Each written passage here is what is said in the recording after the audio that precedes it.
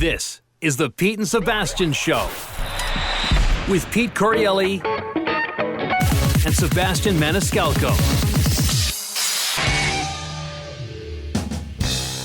Pete and Sebastian Show. We are back, baby. I'm looking forward to this one. What's up, bro? How you doing? Sebastian Maniscalco, as always, hanging out. What's up? Let's paint the picture here. It's a Monday night. Don't normally do this at night. I don't think we've ever done this at night in the modern era here.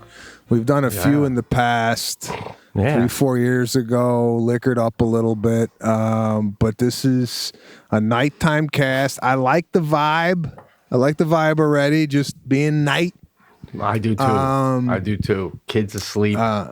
Kids asleep. You're solo. Where's Jackie? Jackie's spending the night with a good friend, one of her closest friends from college in Rochester. So I had the kid from daytime today till nighttime dinner, put the kid to bed. I gotta say, bro, it's not that hard. Okay. I mean, come on, it's fucking kidding me? I mean, yeah, I don't know what all the hubbub is. Kid comes home, we do the homework, we play with the dog for a little, we do piano. I mean, honestly, my wife's got it down to a science, so I'm joking, so Sadie knows. But yeah. All right, you bring up a point that is very parallel to what's going on here at the house.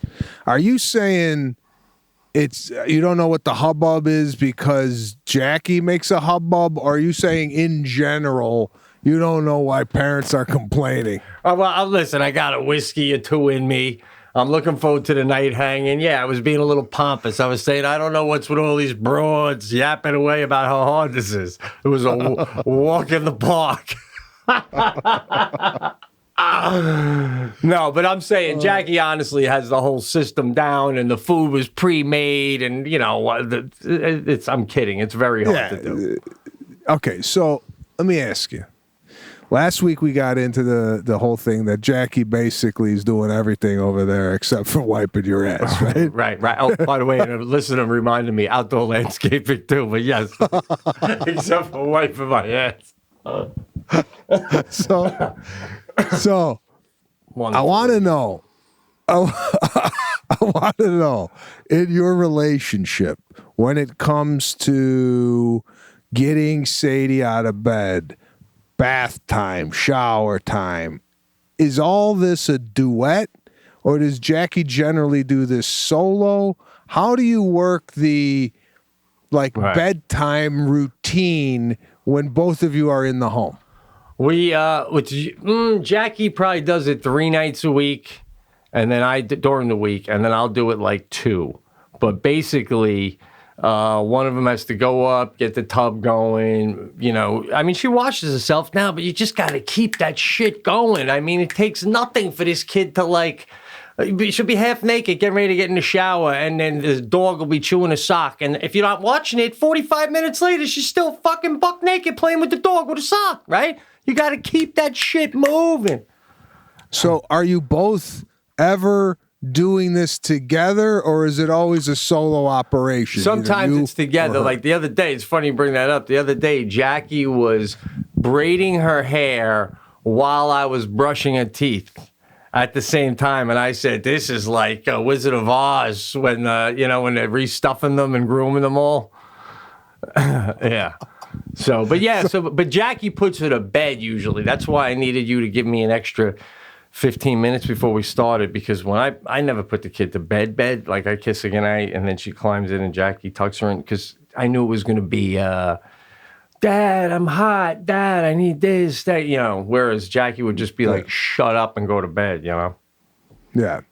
And in the morning, do you get her going, or does Jackie get her going? I'm just trying to find out and compare it to what's going on over here, so I have a barometer. Yeah, I'm curious to hear yours. But for school, no, Jackie, I come down first in the morning, then Jackie gets up, gets Sadie up, they come down as a team, and then I take Sadie to school, usually. But then on the weekend, Jackie's always the last one up. I'm first one up. Sadie comes down. I make her breakfast and stuff. How about you? How do you do it? I know you're down first, but do you go back up and get a kid? So we've completely altered our game over here. We're getting up basically, Lana and I around the same time, about 5 o'clock in the morning now. Okay? Why? Why? I'll tell you why. We're doing a lot of work on this TV show for Discovery, and we found that the earlier we get up, I got to be honest with you. Yeah. I get up at 5 o'clock. I just enjoy the silence. Fair enough, bro. I've literally thought about setting my alarm for 3 a.m., right? Because you ever get up early, though, and then you hear footsteps a half hour than normal, and you're like, who the fuck is already up there? What the hell? Right? I get panic attacks because I'll be working around 5:30, and I think I'll hear a ah. I go, you gotta be shitting me. That's what I'm saying, bro. Right? Exactly. So we're getting up at 5, and Lana, I'm telling you, this fast changed our lives. Right? This thing that we did. I gotta say, you look energetic and glowing. Continue. Thanks. Thanks for noticing. I lost 6 pounds. I'm on a really good health regimen here. Lana gets up. She works out. I don't really work out in the morning. I do work in the morning. And then around, I got to tell you, and I'm going to pat myself on the back here. I told Serafina, I said, listen, she's got like a sound machine, right? And it's got a light on it. So that light turns like from red to green at 7 o'clock in the morning. I said to her, listen, you don't get out of bed until that light turns green. Okay? Yeah. And when you do get out of bed, you don't leave the room. You could play in your room, but you don't leave this room. You wait till I come and get you. And I gotta tell you, man, wow. She plays with her house. She gets dressed. And then I come in about 7:30. She's just sitting there playing. I go, it's beautiful. My son is a whole different story. This kid's gonna be a problem. Yeah. But I get him up. Lana's still like, she does like a workout and then she cranks out emails in the gym. She's just cranking out emails and whatnot. And then I get the kids up. Now during the 5 to 7:30 time frame, I'm creating magic in the kitchen. Right. Okay. I'll give you an example today. Coconut yogurt, right? Uh-huh. Blueberry, raspberry, strawberry, sliced banana with a little granola on top, and then just snowed the top with a little flaxseed, right? Oh, come on. I got to interject for a second though, because I'm guilty of this too on a certain level. Like I brought my daughter, I'm going back to you, but I brought her breakfast the other morning, and it was bacon, and I call it the Italian breakfast, bacon, which is American, but then just the whites from the hard-boiled egg, fresh mozzarella, sliced tomatoes.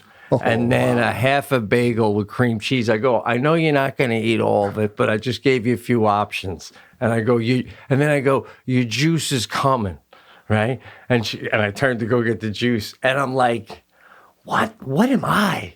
Right? So now take you now. You're getting up 2.5 hours before the guests.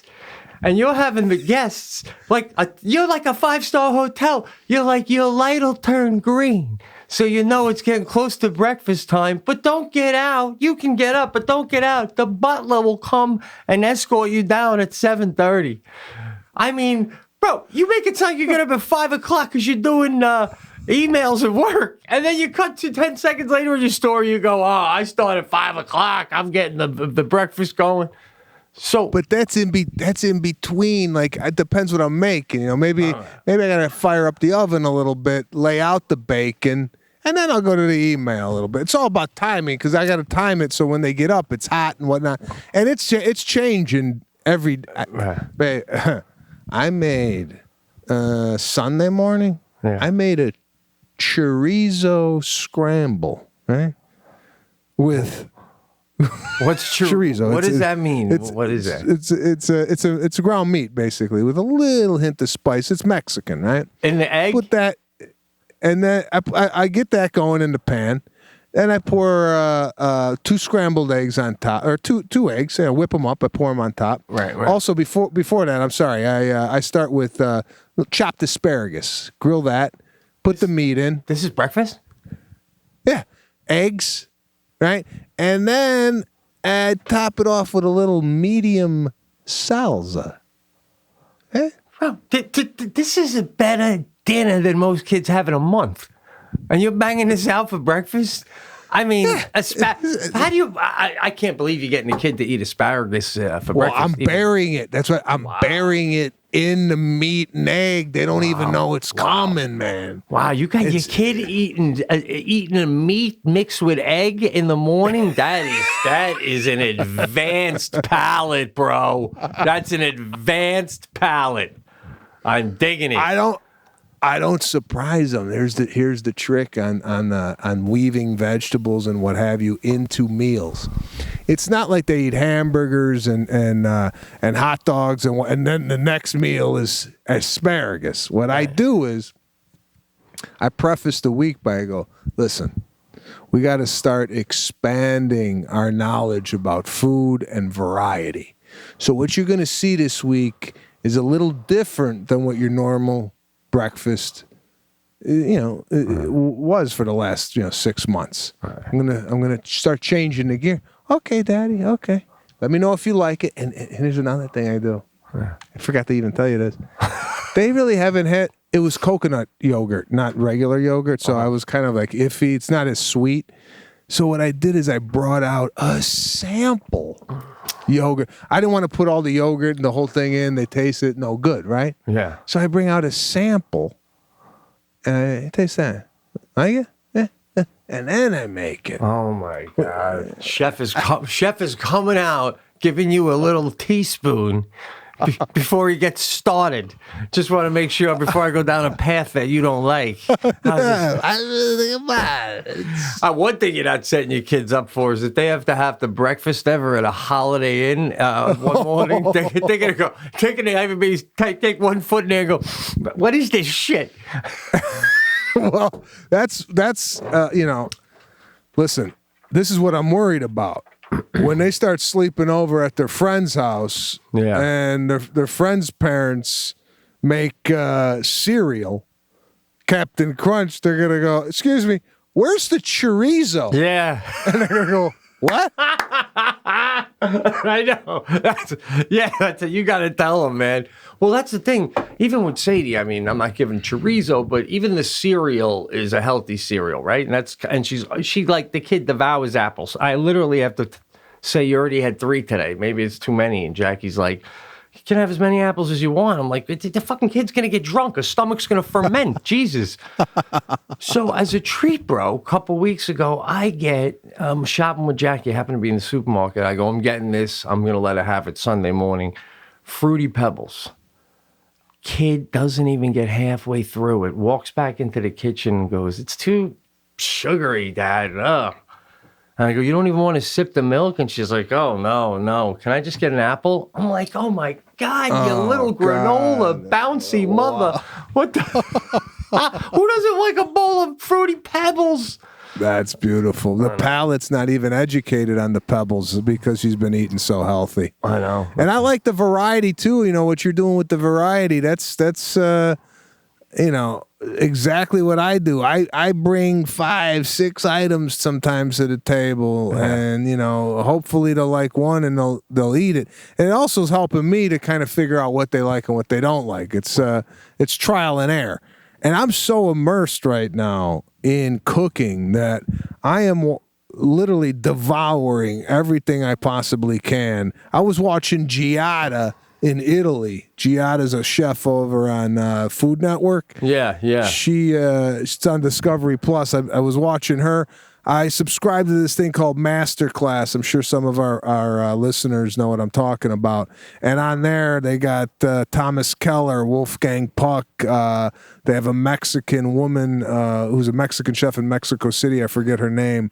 But I'm looking to make a little huevos rancheros for breakfast in a couple of weeks when I find out where they got a good Mexican grocery store. I mean, they have them all around. I just have to ask some of my Mexican friends. But anyway, getting back. Go ahead. You ever hear of Rocco DiSpirito? Yeah. We got one of his cookbooks when I was on the Bethany Frankel show, season 1 of our cast. Remember when I stole that blanket? I still have it, by the way.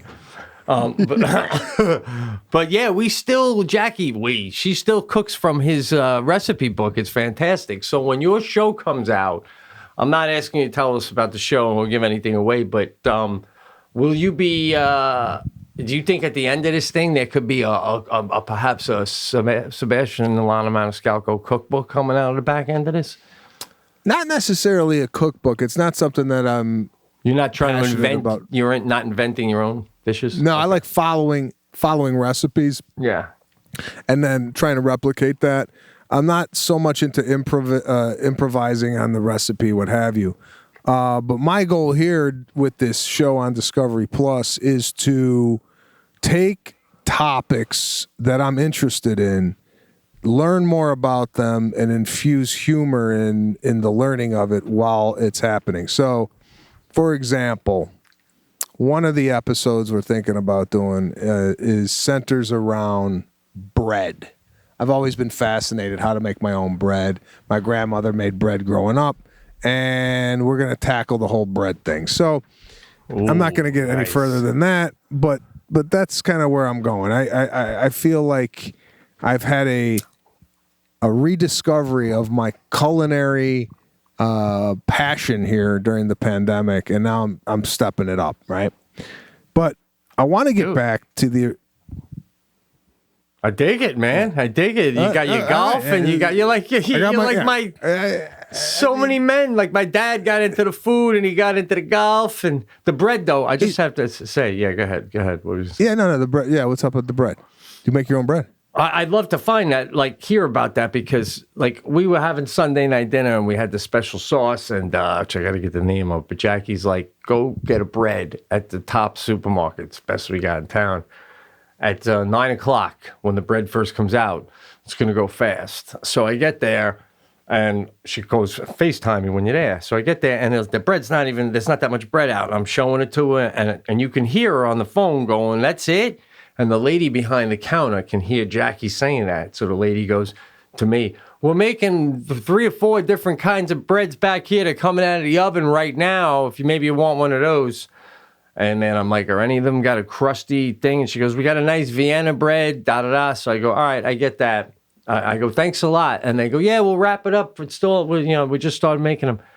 They hand it to me. First of all, it's not even warm. So what the fuck is going on with that? You're telling me you're wrapping them now? They just came out of the oven and it's not warm? And then I'm bringing it home, and it's that kind of bread where when you press down on it to cut with the knife, it smushes, man. The whole thing smushes. You know what I'm saying? It doesn't have... So, I mean, that's the holy grail, to find a bread recipe that people can make at home and not have to sacrifice calling sick for a day to make it. You know what I'm saying? Well, it's not that difficult. I mean, you basically make the bread and you let it sit for 12 to 15 hours, what have you, and then you bake it for 45 minutes. It's just, I think a lot of people are intimidated by it. And then you start getting a little more advanced with different types of breads, what have you. But, yeah, I mean, we're really excited about the show. I mean, Lana and I have really collaborated on this together. She's going to be a part of it. She's going to be in a few episodes. So we're looking forward to that. But I want to go back to the original statement here in regards to responsibilities of each parent raising kids, right? Yeah. And some of this is unspoken, some of it's spoken, but... And this is just the way I am. And my father, let me start by saying this. My father was working. And I asked him last week, I go, you ever give me a bath? He goes, what?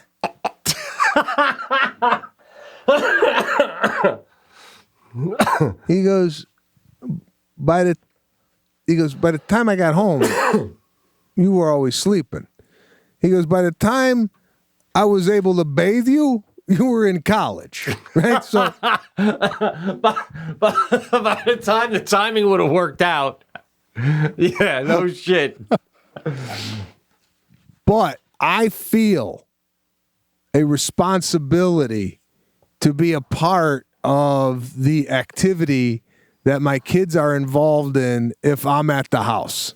For example, tonight, Lana's putting the kids to bed. But if I wasn't doing this, I'd be right there by her side, putting Serafina down. Sometimes we kind of alternate. You know, I read a book to Serafina one night. Right. She reads a book. But pretty much the going to bed process is a tandem activity between my wife and I. Okay. Until we get into the bed with Serafina, I just lay on the bed and I read her a book. And, you know, I got to go through, it's like a hostage negotiation trying to get the hell out of the room, like you were saying, you know. I don't know if this happens with Sadie's age, but if you can remember back when Sadie was 2.5, 3.5, it's like, Daddy, yeah? And I don't know if this is the way Serafina is or all kids. I think it's unique to Serafina, but she's like, Daddy, could you put that rubber band over there where it belongs? I go, and I don't know if that's a stall technique, right? Or she's just this organized, but I can't get out of the room. You know? Yeah. The sound machine's on. She's like, I walk out. Can you put it louder? Yeah, I gotta go back in and put it loud. You know. Well, she's got a lot of you and I mean, it's like when I got in your car with my cup of coffee, you like had two heads. You're like, oh, what the fuck, you know? It's to her, she's like, I can't sleep until you take that and put it over there for me. It's driving me nuts. I'll just have to get out of bed and do it myself. Would you mind, Dad? You know? I love it. So I'm just, because it's like, it's driving me up a wall because a lot of times it takes me away from, you know, being creative and doing what I have to do during the day.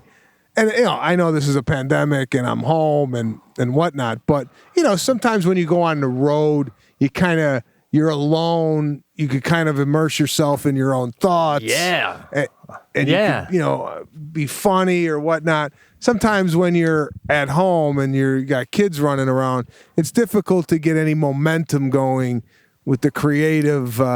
Even if I'm locked in my office, I just still hear like a crying. And there's a lot of times I come out and go, what's the problem? You know, like, Jackie hates when I do that. Oh, what are you coming up here to solve it? You coming up here to solve it? We don't need you. We have it. Thank you. Thank you. Goodbye. And I'm like, well, what the hell? Sounds like someone's getting stabbed up here. What are you doing to her? Oh, we had one of those the other day, man. Jackie hits. What happened? Jackie, Sadie gets fresh. She's at that age where she gets fresh, you know, and we got to give her a little. The only language she understands is a little smack, you know. So Jackie like smacked her, and I was in the room when she did it, and I'm like, you didn't need to hit her. What are you hitting her for? You know, and then Sadie, of course, is gonna latch on to the one that's rooting for her not to be hit, right? So now it just looks like some fucking creepy after-school movie, you know, where it's like that's when Dad and the daughter decided to run off, you know. and, you know, you don't mean to throw her under the bus. And Jackie's like, "What are you saying? You smack her in the butt a little bit." And I go, "It's not that you were wrong. It's just that I don't want to hear her crying, man. She's going to bed in 10 minutes. Let's just, you know, freaking wrap it up." But yeah, so you run it up. I bet does Lana like get annoyed by that?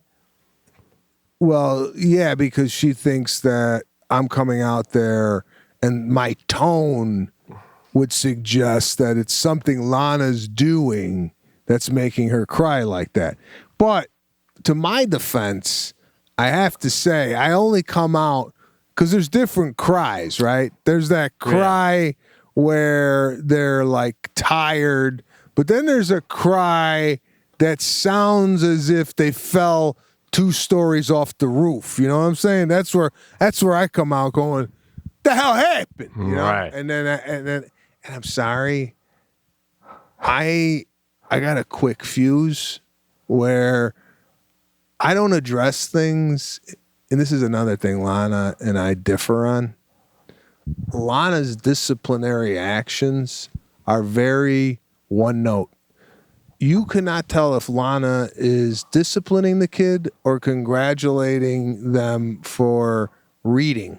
You know, like it's this is the tone. Serafina, do not pull that away from Caruso. If you want it, just ask him. Okay? Oh man! When I was 10, I would bulldoze a woman like that, right? I mean, come on! I only understood a little violence, a little touch of violence is the only language I understood.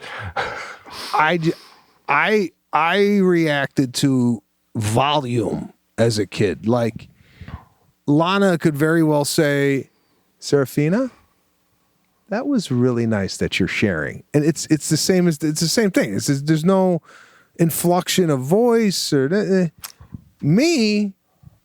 And I keep telling Lana this. I go, how's the kid going to know you mean business when your voice is the same throughout the entire day? It don't go up. It don't go down. It stays the same, right? Right. Because you got to, like, I go, hey, enough, you know, and then all of a sudden you can even tell that the kid, it's almost like they got like a blast of wind hit them, right? Oh, yeah. Oh, dude, you know what I do now? Because mine's 7 now. I do the fake bull charge. Like this, like I'll say something to her and I'll go, enough! And she'll look at me and she'll still do it and I'll go, like that. And I'll just go, oh, okay, Dad. Oh, yeah. I haven't tried this, but this is where I'm going with it. And for those of you who are parents out there, here's a little tip. For those of you who are single and then you find this conversation maybe not relatable, just save this episode so when you have kids later, you can come back to it. This is what I've done. I've identified what toys mean the most to Serafina, right? Yeah. And it's her dolls. She loves her babies, right? So one night, she kept backing up, crying. I said, I'm going to take your doll away if you keep doing this. She kept doing it. I took the doll. She goes, like, and all of a sudden, the mooch, what are you taking? I go, I told you. Now you lose the doll for a day. She accepted the punishment, right? So now... It worked. So now I say to her, "You're gonna act up?" I'm taking the doll. So basically, I'm threatening to kidnap her entire doll family to get what I want out of her. And I gotta tell you, it's brilliant. I mean, my wife has not come up with a disciplinary. I go, you have to discipline. There's no consequences. You can't just keep telling. You got to take something away. Do something, right? There's something that's got to be done here. This sounds like a monologue from Goodfellas. Everything you're saying, something needs to be taken away. Something needs to be done here. I can hear Ray Liotta doing a voiceover right now. You find what they love the most, and you take it away. Find what they love, and you take it. In this case, it was the dolls. Tommy took the dolls. We held on to the dolls. That's what's going on. Shit. It is going, bro, it all goes back to the way the mafia runs things. It's unbelievable. That's how you're doing this right now. Find what they love the most. And take it. You're exactly right. It basically replicates what they were doing with people within the mob, saying they would hold up a picture of their family. Because it's your family. No. Yeah. You want to see them again? Exactly. That's it. You got the guy. When De Niro tried to get, what's it called, Liotta's wife to come back to take a look at the coats at the end. Yeah. Yeah, it's gonna take her. It's unbelievable. That's how you're doing it. So by the way, go ahead. I've incorporated a mafia-like disciplinary action that's really working here. Now, my son, I haven't found the way to do that yet because he's a year and a half, doesn't know how to talk. There's no communication. There's just a lot of crying and falling down. Yeah. He's one of these kids that he cries and he just lays there, and I just leave him. Man, I just leave him lay and cry. Yeah. Cry in your own tears. And then he'll finally get up and then come around. Well, you got to watch it. That's it. You got to see it. Mommy's got to back you up on that tough love a little bit with him. It sounds like. I'm playing on a different field right now with the discipline. When you were talking about bathing parents or whatever, bathing us. So now, Sadie takes showers or whatever, and I don't help her with that. But when she takes a bath, she does that herself too. But when I need her to go fast, I'll come in and I'll suds up, she's sitting down, and I get her back and I get her face and I get her feet and her legs, and then I give her the soap and I go, all right, get your privates, and then she stands up and she gets and that's just something we've been doing for a while. Now, no one would teach me that. I'm just a human being and I get it, Yeah. Do you think your wife, I wonder if Jackie heard me the first time 3 or 4 years ago when I started doing that, okay, get your privates. If she just was like, I'm so glad I didn't get a wacko for a husband, right? Because I don't hear about women pedophiles, right? It's just, it's always the man. You got to hope your man isn't one, right? Are there women pedophiles, bro? I don't know, man. I never heard of an ant. Messing around with a 2-year-old boy. I think this is the second week in a row when I mentioned that stuff. I don't know, man. The FBI is going to be doing a watch on my, as if they're not already. By the way, I got a phone call. I wanted to ask you this. I got a phone call today. Didn't pick up, and then I played the message, and it was a principal from a school in it said Ohio on it. And he's saying, I'm calling on behalf of Jacob. He hasn't been attending his Zoom calls, and I just wanted to call and follow up and see if everything is all right and why that would be that he hasn't been a part of the Zoom calls in the past, a week and a half, whatever. So, I was thinking about for a second about calling the number back and telling the guy, you called wrong number. But then I'm like, my machine says, hey, it's Pete, leave a message. So would you ever do that if you got a message on your phone that seemed important? We might have brought this up once before. And it wasn't for you, obviously. Would you ever go and make that call to that person and be like, hey, just want to let you know that seemed important, but you called the wrong number? We must be living the same life. Really? For the last 3 years, I think I changed my number about 3 years ago. I've been getting text messages and phone calls from the previous person who had this number. Right? Oh, wow. Hey, what's going on, Jason? We're going to meet down at the beach. Hope to be there. Now, does Jason sound like he had a nice little life going for himself when he had your number? I'm trying to piece it together. Fascinating. Because it sounds like Jason either vanished and didn't tell nobody, right? It doesn't sound like, it's not one of these messages where I would leave you, hey man, haven't spoken to you while, give me a call. It's not that. This is, hey man, just checking in.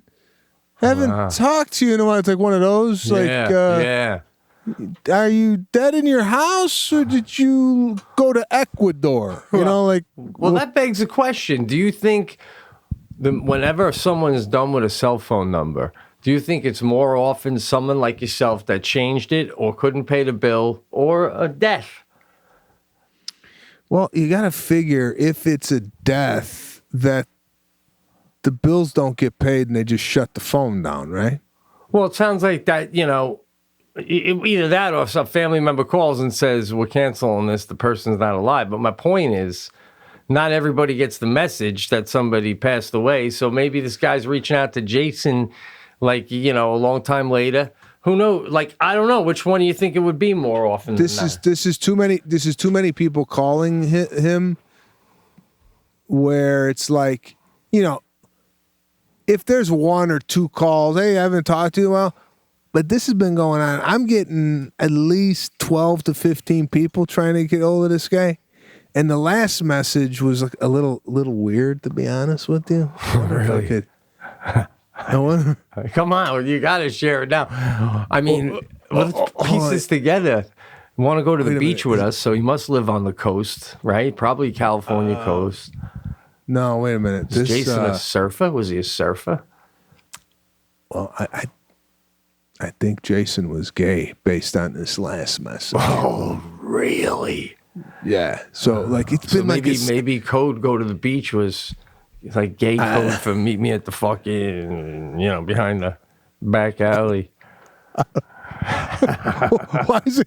What? Why is it gotta be? That's a 35.50. That's a takeout. That's the whiskey talking. Not as, bro.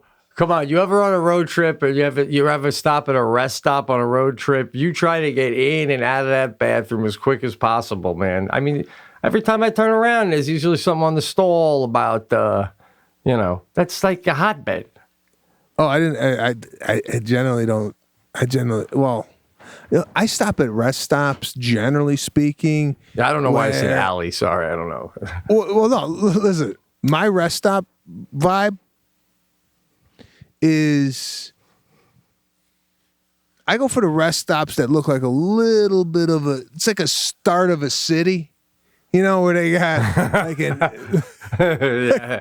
like they got like a gas station, they got like an In-N-Out, they got maybe a Burger King, and then there's like nothing after that. Right. I don't go to like the rest stop where it's just a shed and like people are just pissing and coming out. Yeah, well, I'll tell you, last time I went to see my mom, I'll say this for the cast listeners, due to the pandemic, and I wanted to make good time. So you know how I have my medical, someone mailed me the medical thing. I was stopping at rest stops, but I was peeing in that in the car. And then I'd look both ways, dump it out, and just drive back off. So I was using the rest stops to stop, but not to go in. And I was wondering if a cop walked up and saw me like peeing in a container in my car.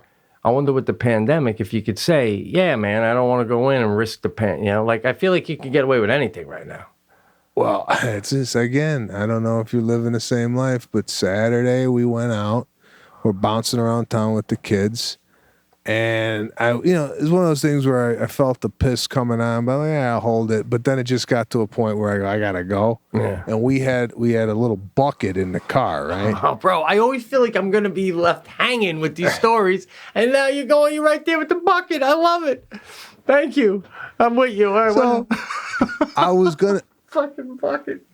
Now, would you piss in a bucket in the car with your kid in the car? Yes, I'd have Jackie entertain them somehow in the back, but absolutely, I would do number 2 if I had to, bro. And that ain't the whiskey talking. Yeah, I mean, if someone's occupying them, right? Yeah, of course. Did you? Yeah. Man. Well, I was I couldn't find. I was outside a store. And I'm like, I can't do it here, it's just, but I was like, it was one of those things where it was overwhelming urge to go. Yeah. And I'm like, I got to let this out. But then I started to, and I'm like, I can't do it here. So basically I had to hold it for 30, 35 minutes. One of those ones where I parked the car in the driveway and I got out and I couldn't stand straight up. I had to, you ever have to piss so bad that you're literally going to the toilet hunched over. Yeah, that's less painful. How bad it was.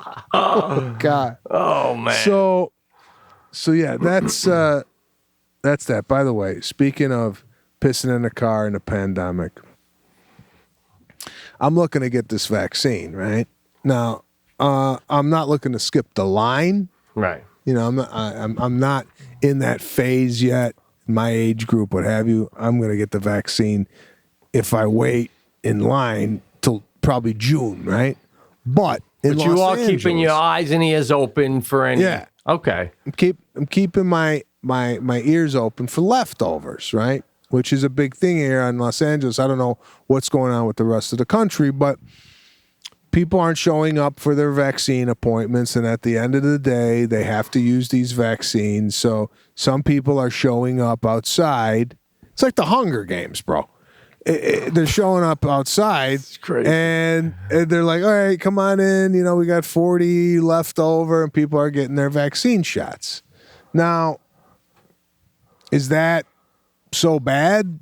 I mean, they're going to go in the garbage anyway. No, man, that's like that's not trying to use your name or any kind of extra money. That's just hustling. But the thing is, like, what if you got? Are you going to have your wife and your kids with you, or are you just going to come home and say, "Good news, bad news, kids"? Daddy's tightened up, but everyone else has to lay low for a few more. Well, no, I would want to get myself and Lana. I mean, obviously the kids can't get it yet because the kids aren't. They don't. Oh, right, they're not even doing kids. Yeah. So, yeah, but my question here is, who the hell's not showing up for the appointment? You had 11 months, right? Like, if you make a this is not like you're skipping your dentist appointment. This is what you've been waiting on for the last 11 months, and then you're not gonna go. I know. No, what? It's going to be 2043 until everybody gets vaccinated with the way this country behaves. God, bro. I know. It's insane. I know. I'm taking my mom Wednesday. She's getting it. Where does she? Does she got an appointment? She's getting it. Yeah. Oh, wait. Doesn't she have the antibody? She had it. She had it, but they don't last. They only last, they said, 3 to 6 months. Oh, really? Yeah. So then now some people, it's a whole thing, man. Yeah, it's a whole thing. So I'm wondering, like, well, maybe I'll take it there, and they'll be like, to my mom, did you come along? Oh, no, my son's in the car. Well, go get him. We got an extra. Nah. Know what you do? What? If you want to play this, if you want to be dishonest, I take care of my mom. I need the shot too. Oh, wow. Well, you think they go, well, we don't have an extra. I'll be like, well, someone's not going to show up today. We both know that. Just give me, right? It's like a hotel room. You always have 1 or 2 no-shows. Just give me that ahead of time. I was getting so pissed. I saw a headline today that said Fauci is the highest paid employee by the government out of any government employee. And I'm like, this guy who contradicts himself and blah, blah, blah. So what does he make? And then I had to read on $425,000. I'm like, ooh, that's it. Oh, hey, all right. Yeah. Yeah, I thought it was going to be like 14 million. Yeah, right. So, all right, you're making 425, right? Now, yeah. Are we getting the best guy? I feel like the best guy goes, fuck 425. I'm making 20 million for Johnson & Johnson, guy. And I get the summers off. Right? Well, we're not getting the best guy. We're getting the best guy willing to do it for 425. Well, I mean, same with the president's salary. Isn't the president's salary at $500,000? Why can't the president come in and go $500,000? Well, the president gets the jet. He gets the Secret Service. Fauci gets, he gets to throw out the first pitch at a ball game, but the other guy who worked for Johnson & Johnson could buy the team. Go ahead. What? Listen. What do you think the president's stipend is on a day-to-day? Like, do you think he's got let's say he wants to go out to dinner and pick up the tab. Is it unlimited? Or like at the end of the month, like you work for a company, right? I used to work for a company where it's who's this? No. I used to work for United Airlines, right? All right. And you would go out of town. And you'd come in and have to fill out an expense report.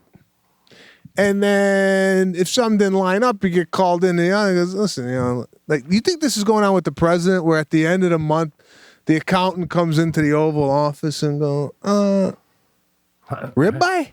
You had to get the ribeye?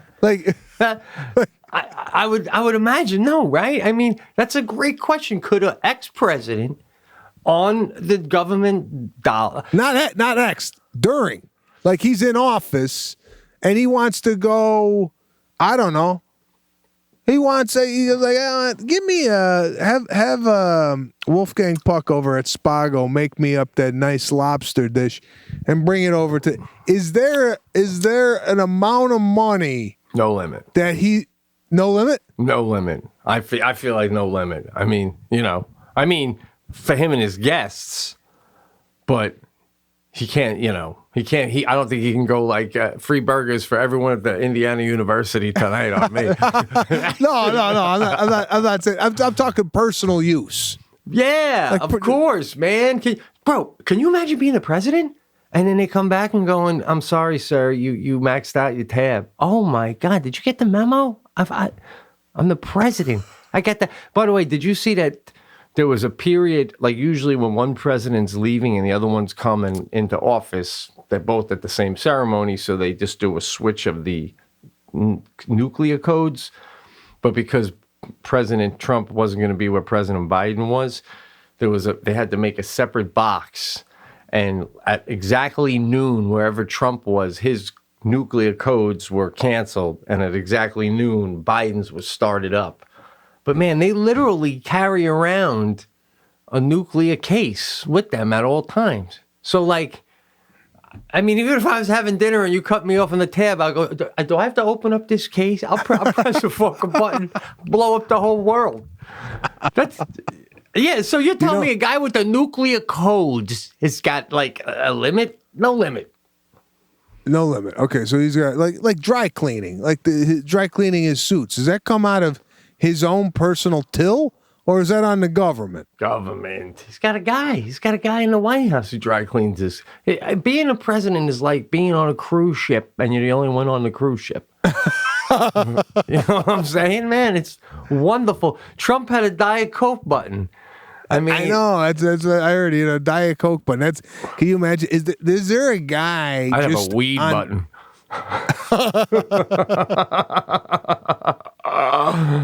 Is there a guy just on the Diet Coke button? Do you think? Is there a guy just sitting there waiting for that thing to go off, or do you think it's in general? Like they're in the kitchen and they see it. And they're like, yeah, Jimmy, could you bring him a Diet Coke? He needs a Diet Coke. Or do you think there's a guy just working the button all day? I'm thinking there might have been a Diet Coke button guy alone, because they said that Trump used to like to say to people, watch this. And he'd press the button and then the Diet Coke would come out on a little napkin. So it only takes one press and no one's coming. Being a waiter. Yeah. On the opposite end of that, I would be like going, look at that. Another one? Oh. You got to be shitting me. And I got to go in. I got to go in with the can. Oh, my God. How this guy don't have diabetes is beyond me. Tommy, give me another Diet Coke. Yeah, shit. Oh, he's got a guy for everything, man. So, speaking of... Go ahead. What do you got? I went to... I got to get your take on this. I go to Valvoline to get the oil change on the Tahoe, right? And I'm there because I was there with the other car. I've seen these guys before, nice guys at my Valvoline. So you stay in the car, and it was snowing out, right? So the guy, he's at my window, the Valvoline guy, and he goes, oh, you know how much we're expecting? And I'm like, oh, I think I heard like 4 more inches. And he's like, wow. And I'm like, yeah. And I go, I don't know why I said this, but I go, do you guys plow your own parking lot, or you got a guy that does this? And he goes, no, we got a guy. And he goes, he doesn't come early enough, though. What's his name? It's, let me get you a card. Let me get the card. I'll get the card. And I go, okay, that's all right, guy. It's all right. But he's already around the bend. And now I'm to myself, I'm like, excuse me, I don't give a shit the name of the guy. I was making fucking small talk. Drain the oil pan. Right? So he comes back and he gives me the name. And I go, nah, I never heard of him. And then he goes, oh, yeah.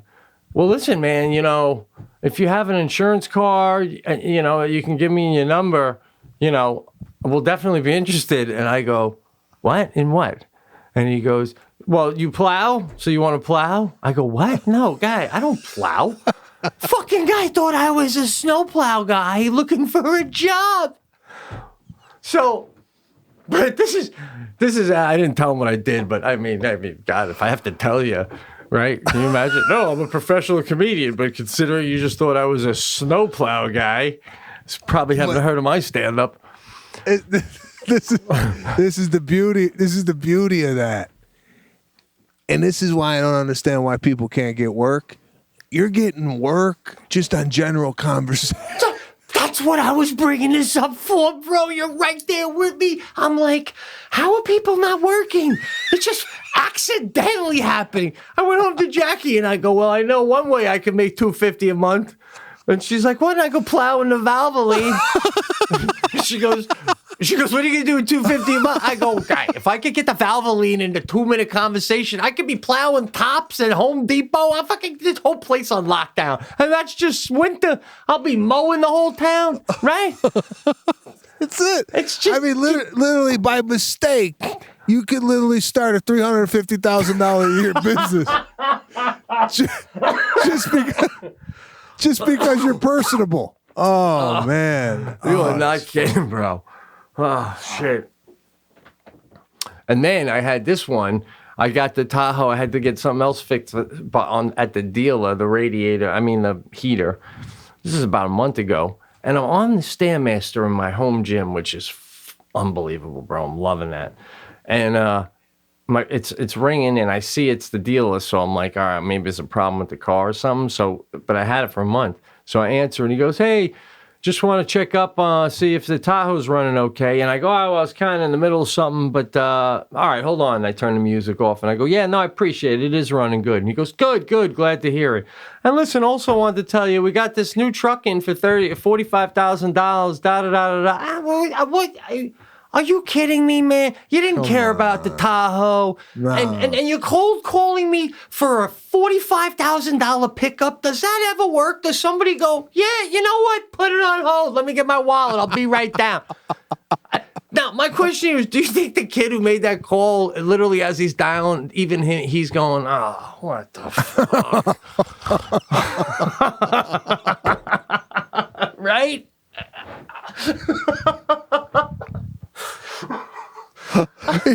He's got to be doing. Oh yeah, I believe me, I did telemarketing. Every call, I said that to myself. I go, you got to be kidding me.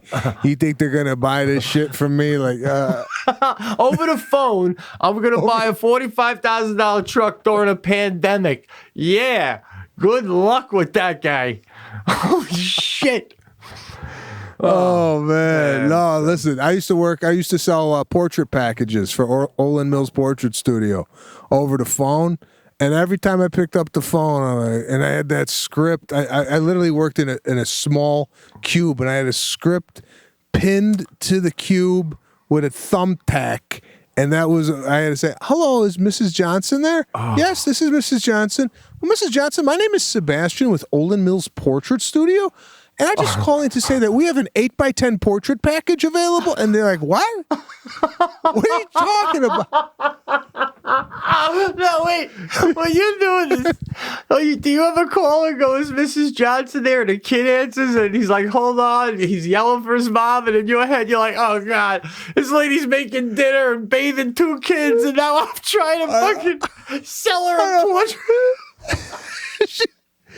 She had to put. This is back when they had landlines and you didn't know who was calling. So you're right. You call, the kid answers like, Mom, someone's on the phone. And she's like, who is it? I don't know. And then she's got to shut the gas off, and she's wiping her hand. I can just picture it. She's wiping her hands on the apron. Hello? Hi, Miss Johnson?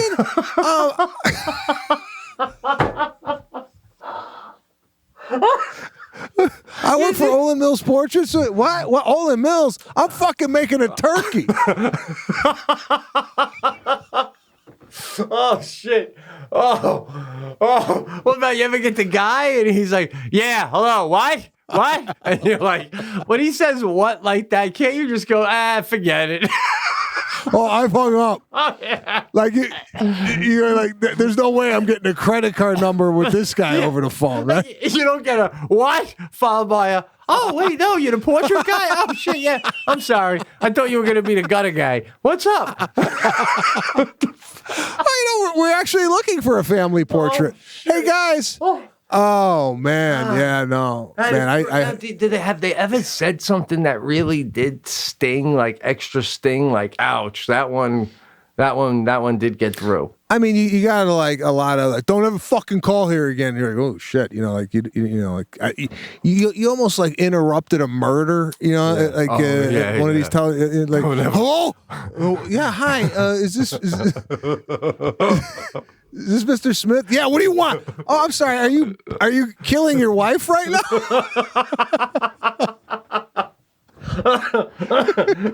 Listen, when you're done murdering your wife, if you still want to do a portrait with the kids, now, when someone says don't ever call here again, do you like go back to your boss and go, that number was particularly mad, don't call him again? No, you just cross that off and you start literally the whole job you had, you know, it was endless. It was an endless log of numbers. You could never get done with it. You know, like some jobs you get done early, and then you're like, "Hey, boss, I just stacked all the wood. Mind if I get out of here? Like, there's nothing to do." Right. When you came into this job, there was none of that. Just like just call, just call all these numbers. Now, do you even get one a day?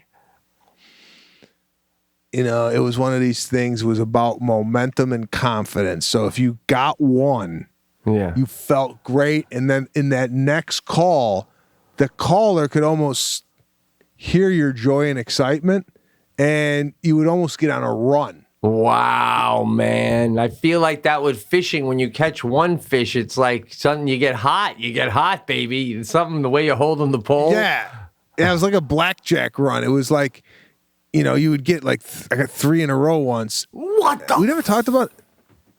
Yeah, it was amazing. It was just like and I was also the delivery. Did we talk about this? That I also went to pick up. So the whole thing about this job was at the end, you would say, "All right, I just need your credit card number, and we'll get this set up for you." You didn't go, "Can I have your credit card?" You didn't say that. Because that would elicit, no, you can't have my credit card. You would just say it in the line of conversation. You go, okay, just give me your credit card, and then someone would go, okay, let me get it out, and you'd be like, oh my god, like there'd be 5 people in the room. You'd be, fucking, I'm getting it.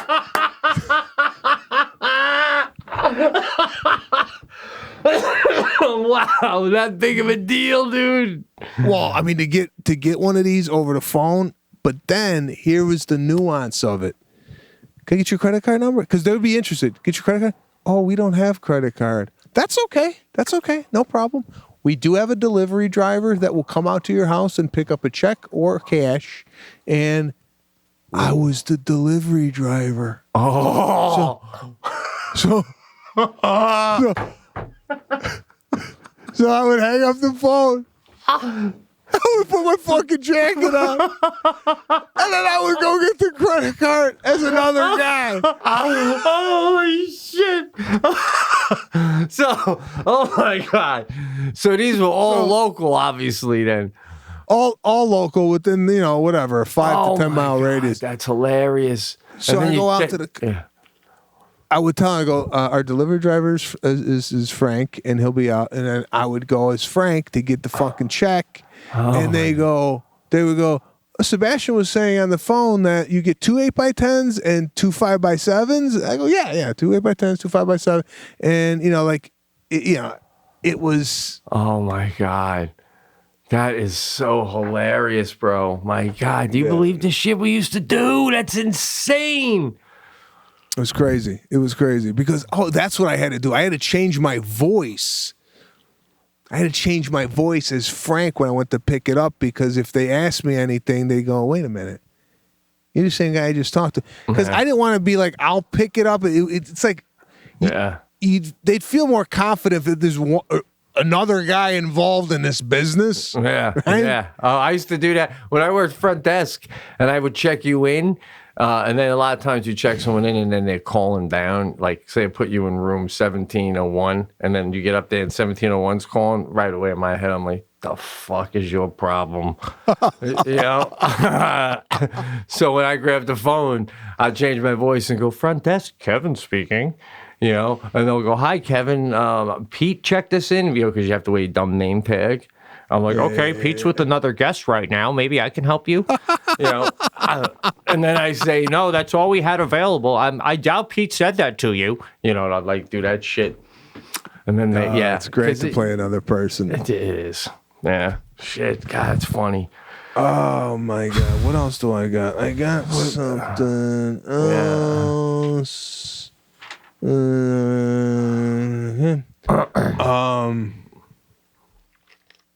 Did I tell you I went out for an audition to play the part of Super Mario? They're doing a Mario Brothers movie. Right, the video game? Yeah. Okay. It's an animation. Oh, so you'd be the voice. I did the voice, right? 2.5 hour audition. Wow. They had me in a room, and they had me doing the voice. Now, I don't think I nailed the voice. I don't think that I would love to get audio of what I did. But sometimes when you're doing I decline this. Go ahead. Go ahead. But the video game, did he have a voice? No, I don't. It's like Donkey Kong, right? Yeah, I don't know where the voice came. I don't know if it came from an animated cartoon. It was like, "Hey, Super Mario," you know, like that voice. Oh, so I don't know. I don't know where that came. There's a voice. Okay. Not that I tried to replicate the voice, but I did my own version. And it's for kids. It's like a animated kid movie, and I didn't get the part. 2.5 I can't hours. go any. If I had a 2.5 hour audition, I came home. Jack goes, "Did you get the part?" I go, "I think I just did the movie." I think we're having a rap party tomorrow. I mean, how do you? It was grueling. It was not grueling. It was just like, you know, it wasn't my voice. I have to keep going. You know, I would come out and go, yeah. So how do you want it? No, yeah, just read that again, but give a little bit more. Like it was funny, and he was like doing it funny. And then I'd have to go, okay, I'll do. You know, like, to go into the voice and then come back into your own, back and forth. Right. Weird, dude. So, but were you in there so long because you must have come close, though, right? I mean, if they didn't like what you were doing, they would have said thank you. Well, I was one of the first people that read for it. So I don't know if they, you know, like I don't know who was after me or whatnot. But actually, I want to look to see actually. 1 second, if they got anything for this. Hold on. What bothers you more when you like in your audition for something and that they got somebody and you know that person as far as, all right, like it's happened with me, obviously, where you go, all right, they got that guy, he's famous, I get it. Or when I go to my manager in the past, so who's got the part in that sitcom? And they go, they still haven't cast anybody. So I'm like, well, that's even more insulting. They saw me, haven't found anybody else, but they just know they'd rather not make it. That's the way I see it. Than have to use me. You know? Oh, God. That's funny. Yeah, you're like, it's still an open position. I mean, like, yeah. They're still looking. They've seen people, but they haven't found. Yeah, so. But give me the cracks in the hands. The cracks in the hands. The slits in your fingers, right? We get them really bad here in the winter. Me and Jackie and stuff, you know, cuts in your fingers. Yeah. Right? Yeah. So she's always got the Neosporin and Band-Aids, and she's like, if you put it on a day or two, it starts to heal. I finally get so sick of them. I get them so bad. Bro, you know what I started doing the other day? And then I looked it up, and it's a thing. After I was doing it, I crazy glue them.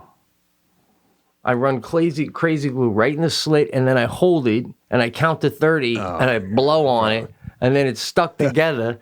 And then, yeah, it's fucking great, dude. This is caveman shit, bro. I've never heard anybody gluing their wounds together. I said to Jackie, I go, this works so good, Jack. This has to be a thing. I got to Google this right now. And she goes, yeah, but there's like, chemicals in the crazy glue. That's probably not good for your body. And I'm like, hey, what are you getting in there? A little slit. So I look it up. And it is a thing. Now, there's another kind of glue I forget what it was called, but it's medical glue, and it's specifically for that. Whereas crazy glue, they say it works. But again, it's made with certain chemicals that could cause a rash. That's what they said, a rash. The fuck is a rash? I can handle a rash. If you ain't putting cancer in front of it, I don't give a shit. You know what I'm saying? I don't even know if that's out. All right, we rolling out? Hey, yeah, we're done. I got to get on another call here. No, good hanging, bro. Good hanging. I think the listeners are loving 2 a week. And we're loving it too. So thanks for hanging in there with the Pete and Sebastian show. We will see you this week. Yeah. Later, man. Later.